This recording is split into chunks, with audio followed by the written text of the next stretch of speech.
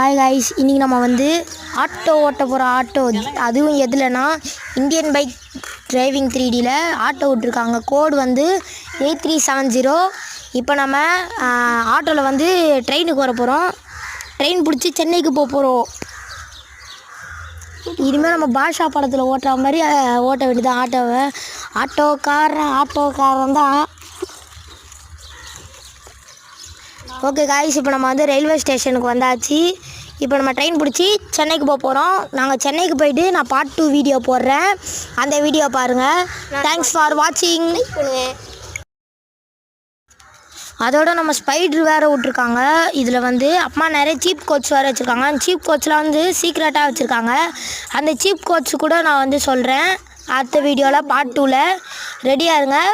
Okay guys, நான் உங்களை அப்புறமா பார்க்குறேன். பாய்.